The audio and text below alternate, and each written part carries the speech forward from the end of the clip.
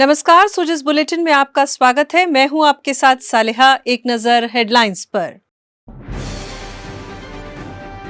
मुख्यमंत्री ने सड़क विकास कार्यों के लिए 156 करोड़ रुपए किए मंजूर। सड़कों की मरम्मत सहित होंगे विभिन्न कार्य। राज्य के 99 कॉलेजेस के लिए 30 करोड़ रुपए का अतिरिक्त बजट स्वीकृत। 114 कक्षाओं के निर्माण सहित होंगे कई काम। जयपुर में बनेगी Rajasthan state faculty development academy. उच्च शिक्षा के क्षेत्र में होगा सुधार और शिक्षकों को ओरिएंटेशन की मिलेगी सुविधा। प्रदेश में सड़क तंत्र को मजबूत करने के प्रयास लगातार किए जा रहे हैं। मुख्यमंत्री श्री अशोक गहलोत ने सड़क विकास कार्यों के लिए 156 करोड़ रुपए स्वीकृत किए हैं। इससे जयपुर क्षेत्र में 30 फीट चौड़ी सड़कों की मरम्मत और रीकारपेंटिंग कामों के लिए 100 करोड़ रुपए की मंजूरी दी गई है। साथ ही 2 विधानसभा क्षेत्रों में नॉन पैचेबल मिसिंग लिंक सड़कों के लिए 219 काम के लिए 20 करोड़ रुपए और साथ ही राजस्व गांवों को डामर सड़कों से जोड़ने के लिए 36 करोड़ रुपए की वित्तीय स्वीकृति दी गई है।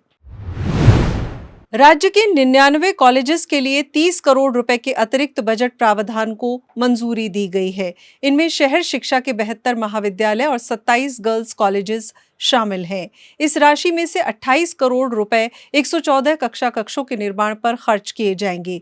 2 करोड़ रुपए आवश्यक मरम्मत कार्यों और फर्नीचर खरीद पर खर्च होंगे।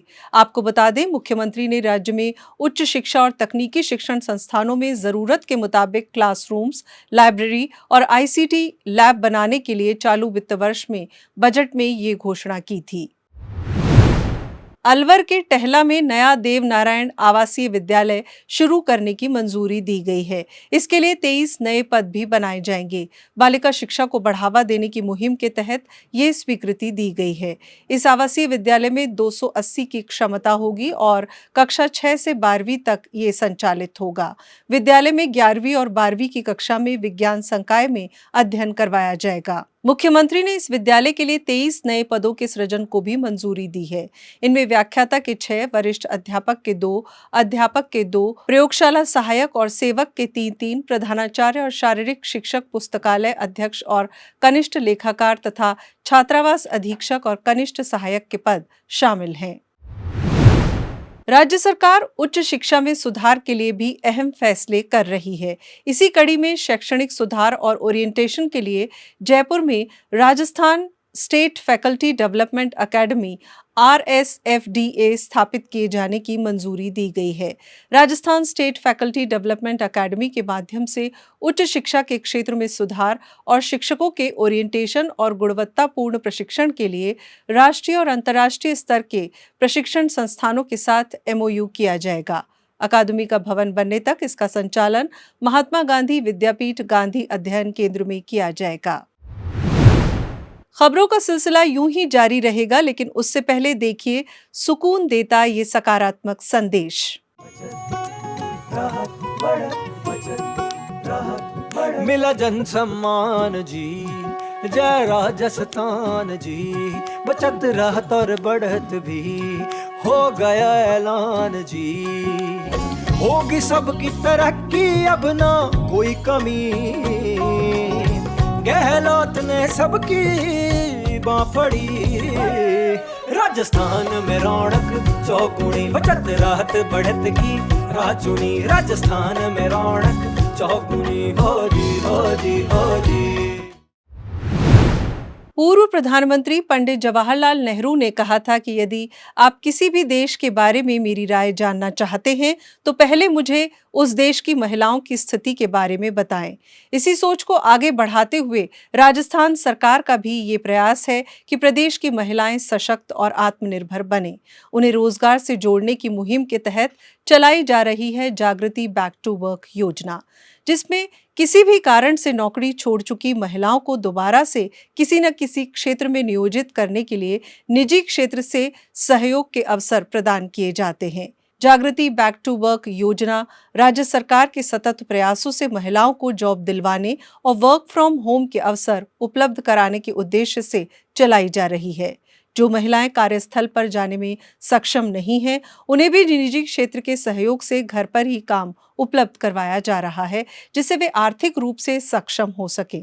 महिला अधिकारिता निदेशालय ऐसी महिलाएं जो प्रशिक्षित हैं, जिन्हें व्यावसायिक काम करने का 1 साल का अनुभव है और काम करने की इच्छुक हैं, तो उन्हें जागृति बैक टू वर्क की वेबसाइट पर आवेदन करने के लिए प्रेरित करती है। जागृति बैक टू वर्क योजना में महिलाओं को रोजगार दिलाने के साथ साथ पंजीकृत महिलाओं को आवश्यकता और योग्यता के अनुसार आईएम शक्ति कौशल प्रशिक्षण और संवर्धन योजना के तहत कौशल प्रशिक्षण प्राप्त करने के अवसर भी दिए जा रहे हैं।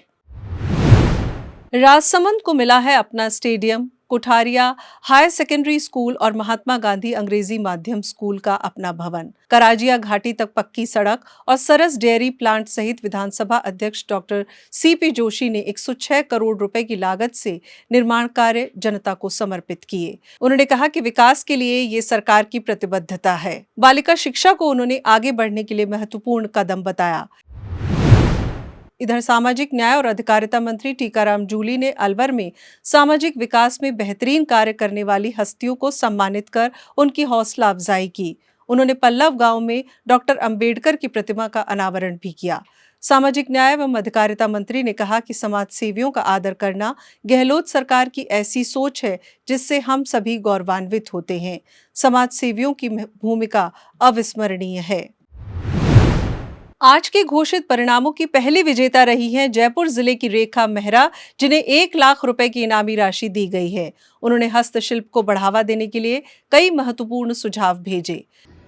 कहते हैं हमारे देश की आत्मा गांवों में बसती है।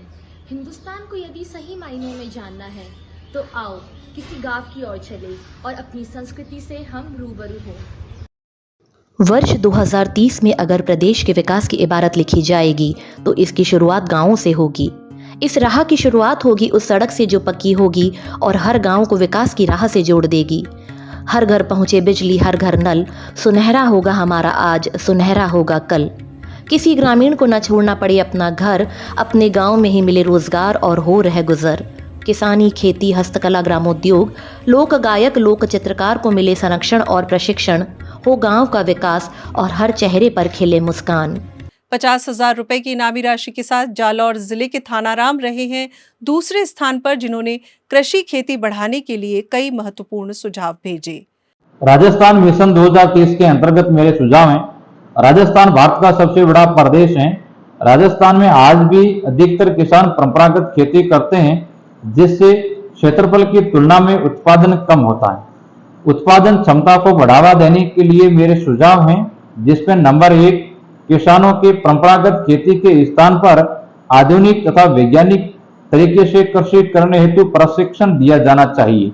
नंबर 2, रासायनिक खादों के उपयोग को कम करके जैविक खाद के उपयोग के लिए किसानों को प्रोत्साहित किया जाना चाहिए।